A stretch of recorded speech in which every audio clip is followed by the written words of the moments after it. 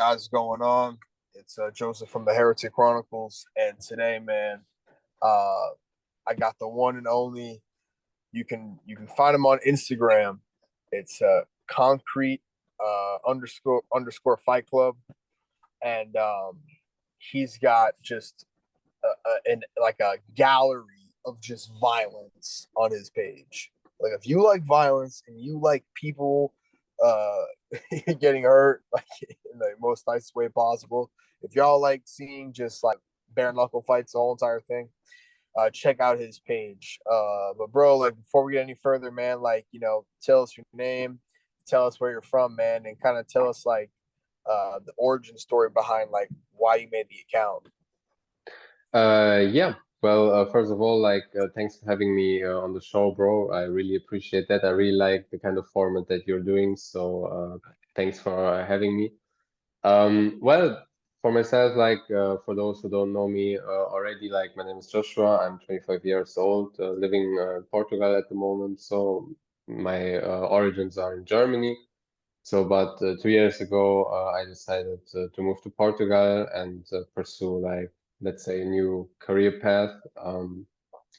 Yeah, for the page, my inspiration mainly was like, I stumbled more or less by accident or coincidence, however you want to call it, over some no rules fights on YouTube from King of the Streets. And like I basically got pretty hooked, like because it was very raw footage, there was like a very brutal knockout with elbows, and the guy really went to sleep from those elbows. So and it really got me hooked because I was thinking like, damn, bro, that's something different like than MMA. And then I basically like thought, or I started checking like if there's like MMA like community fan base, like with all the highlight pages and you have all this and that.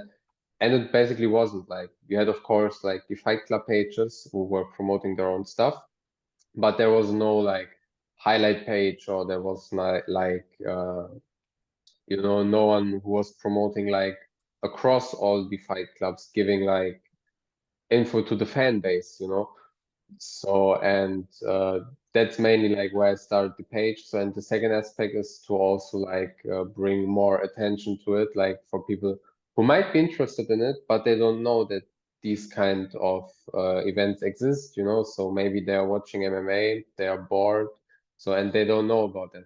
So like bare knuckle boxing is growing very fast, even for you in the United States. So, and also like bare knuckle MMA is now coming. And honestly, I see the trend is going there, like because the trend in the past always were going into the more violent direction. So that's why for me, in the long run, it's the most logical step that we will arrive there. So, and from my side, I just want to bring like some more also positive, of course, positive light on that, give shout outs to the fighters to increase their reach, because of course they deserve much of reach and also respect, of course. So for that, at this point, shout out to every fighter from every fight club. Also shout out to all the fight clubs, of course, because you're the ones doing the actual work. So I'm just making highlight clips of that. So yeah, that's the mission. Like make this as big as it can get. Yeah, man, for sure. And kind of likewise for myself, like I started up the page just because like I feel like these guys, these no rules fighters, the bare knuckle fighters, I want to get their stories shared out there, pushed out there. And any fighter, matter of fact, no matter what discipline you're training in. But the point I'm trying to say is that I feel like these select group of guys haven't gotten that spotlight yet. I don't know why. I don't know what the F these people are waiting on. I don't know what the big corporations are waiting on. And that's also why I want to give a shout out to Victor Palm, the guy who's, directing the King of the Streets documentary. He's got a crowdfunding thing up in June, and I'm gonna keep it real, man. Anybody watch this right now? Anybody who supports that shit, I'm gonna keep it real, man. Drop the dude some bucks, like and that's some real shit. Like I'm being fucking like honest as hell right now. Drop some fucking dollars, bro. Drop some coin. Your $5, $10, $15, $20, whatever you got, man. Try to help the guy out, man. He's such a genuine dude. and he has this vision that a lot of people have, as in like, there's a lot of people out there who want to make documentaries and get like the nitty gritty. But I feel like this documentary that's gonna be coming out next year, bro, or late this year, whenever it comes out, is gonna really captivate the minds of people. And I'm Yes, really happy that I I got to think speak to so. him. Yeah, I'm really happy that I got to speak to him because I feel like he kind of let me in and kind of gave me insight slash a different kind of I'm sorry slash new perspective on this culture, this world. This isn't even really a sport. This is no rules. This is no man's land. This is some other shit. This is some real shit. Not saying that MMA. I'm not saying that like MMA and boxing is phony or fugazi. I'm not saying that at all. I'm just saying, these guys are essentially simulating. I said this in one of my videos when I was interviewed. I forgot who I was interviewing, but I said this. I made it of kind of like a prison fight. You know what I'm saying, or a street fight essentially, right? Where it's like the only thing is that you got a guy standing in there. I guess you can call him a ref, even though you know what I'm saying, yeah, he's just there to stop the other dude from potentially stomping on the dude's head too many times. That's really what he's there for. I mean, yeah, whatever, he's a ref, but you get my point. It's Yeah, like, it's but he's not it's in the basically the he's not purest form you can get, so yeah, he's more not pure in it the cannot referee get. attire So or anything. You know what I'm saying? He just looks like another dude there. Yes, you know what I'm saying? He just looks like another person. It just gives like a different kind of feeling to it, right? When it's just, anyways, long story short, so it's just like, um, you're simulating like real violence, right? So it's like you got people eye gouging, got people, groin shots, even though it's pretty rare, but still it will happen. It's allowed. You could kick people on the ground. You can stomp on them while they're on the ground. You could freaking headbutt people. I mean, you can just keep going. yeah, You can bite. You see what happened with everything goes. Bash. So Shit, anything goes. Yeah, people get their people literally will get their ears chewed off. I mean, a piece of the ear will get chewed off. You literally seen it. It's on King of the Streets' YouTube channel. If you guys ever want to go check that out, that fight is out there for you guys to go view. And that's why I'm here today, man, to give respect and shout out everybody out there, man. Shout out to you for promoting all these fight clubs and promoting the fights. And you got Gramda clips on there. Even you have just like I said, man, like a gallery of violence. You have a whole bunch of different selections of knockouts and fights. So I'm really happy that I got to talk to you today, man. thank you, bro. Yeah, man. So kind of dive into a little bit more about your like personal journey. I know you train Muay Thai and stuff like that. So man, just kind of give me like a summary of like your fighting journey so far. Yeah, well, like on my personal fighting journey so far, I think we can sum that up like pretty quick. Like I train Muay Thai already since I'm pretty young. Yeah. But it was never that I like took training really serious. Like it was for me, like all the time when I was training, it was more like to stay in shape. Like let's say more like cardio Muay Thai or cardio kickboxing, or whatever you want to Yeah. call it. So, and mainly through the page, like also through like the underground fighting community, like through the fighters, the fans, like everybody was telling me like, you should compete, like, or at least like train a bit more focused on these competitive aspect, like. So, and then I basically started like training to fight instead of training to train, set myself a goal. So the goal is to compete in amateur MMA by the end of the year.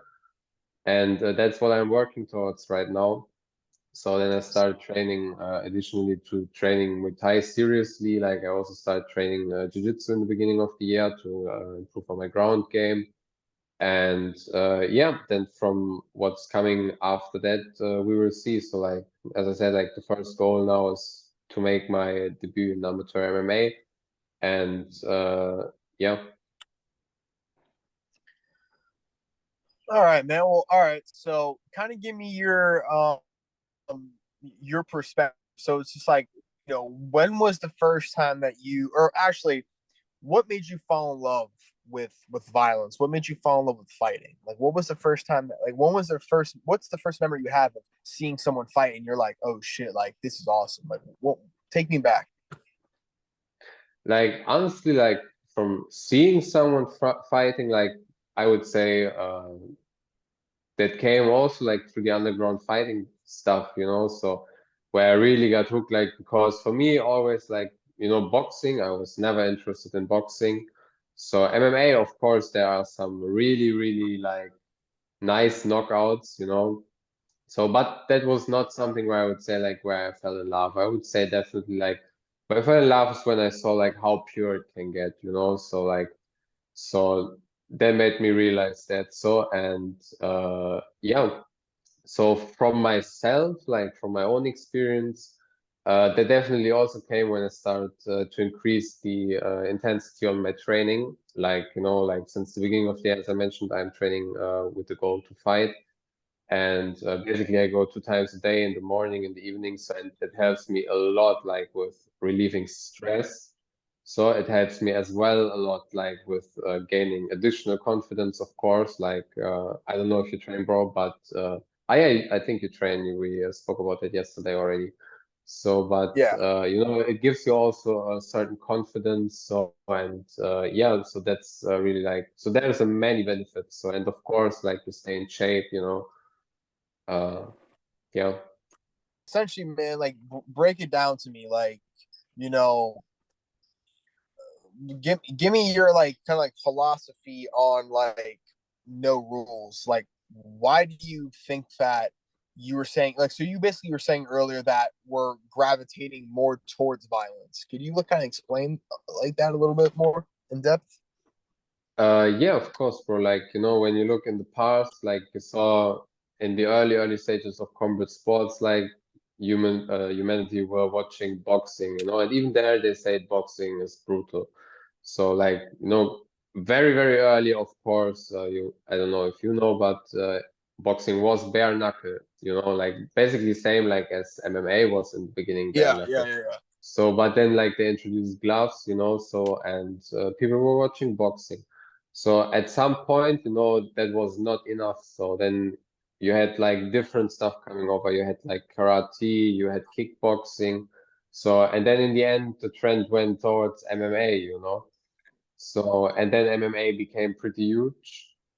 So, and now personally, I think like we reached a stage where MMA is like maybe not at the end of the road, but like the horse is almost dead. So and I think, and you see that like in, for example, bare knuckle boxing, as I said also earlier, like it's getting legalized in more and more states in the US. Like you see nice shows from BKFC or BKB in the United Kingdom. So bare knuckle boxing is growing super fast. So which also only confirms that people are always looking like for the more violent content, So and for the more pure form of fighting. So if I can say that like that in English, So and that's also why I think like no rules fighting, or maybe it will be not no rules fighting in the end, but like Vale Tudo, like maybe without biting eye gouges, like but everything will be allowed, like headstones and stuff. I definitely see like that the trend is heading there, like as I said, because people basically always crave this like more, Yeah, no, for sure. And I want to ask you, bro, kind of off topic, like talk to me about the fighters real quick. Like why do you think that these guys are so, you know, like humble? Like it's crazy. Like all martial arts fighters, whatever, like are most of them for the most part are humble, but like kind of break down to me, man, like how have your experiences been so far with like the fighters, like in the DMs and stuff like how have the interactions been? Bro, what I can say is like they are very, very yeah, humble, I think is a cool word for that. So like, it's when you text someone or you have a clip of someone, like for sure they're gonna interact with you, like they're replying actually. So also like all the fight clubs and promotions, also the bare knuckle boxing promotions, or let's say most of them will reply, So, and that's also something that I really, really appreciate. Like, as I said earlier, like it's this supportive and it's like basically it's like a huge family, So, and I was basically looking for that without even knowing that I was looking for that. So, and like everyone's supportive, like as I said, like everyone will reply. You will not have that in MMA, like even if you, I mean, you don't need to text Conor McGregor, of course, you know, but even if you text like some top 50 fighter or something, the chances are very, very low that you will get a reply at all, you know. So yeah. These guys who are, you know, in UFC belts or whatever, like one, like you might send them a DM and they're not even top 15. They're not even top 20. They're not even top 30 in their own weight class. And, you know, you probably DM them and you'll never get a response back. Now, I'm not saying this because like, oh, I'm salty or anything. I'm saying from the standpoint of like, let me explain this real quick. Josh Watson, uh, he fought on BKFC about I think early April, I think, or March, something like that. He fought Greg Hardy, former NFL player, big guy, fought in the UFC, right? He knocked out Greg Hardy. I literally interviewed him the Monday, I think, or the Tuesday after. So like he fought on a Saturday. I'm interviewing him on a Monday or Tuesday. Most other people, bro, like after their fights, you know, their phones blowing up. They can't stop getting messages. They can't get back to everybody. Dude, this guy is coming off of one of the most biggest profile wins basically of his career, but like in the grand scheme of things, like Greg Hardy was a big name in, you know, just in general because he was a former NFL player, right? So you're having that stigma attached with you in the UFC, like, oh shit, like I want to see what happens when a football, like an elite football player fights in UFC or MMA, whatever, right? Boom. He does good. He has a couple wins. He has some inhaler gate thing. He like literally used an inhaler in the middle of a fight.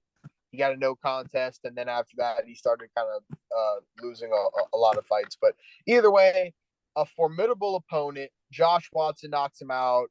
Real famous dude, and boom, literally is doing an interview with me 4 days after, 3 days after the fact. So it's just there's something different about these guys, and I don't know, man. I appreciate them a lot, really. I truly do. True.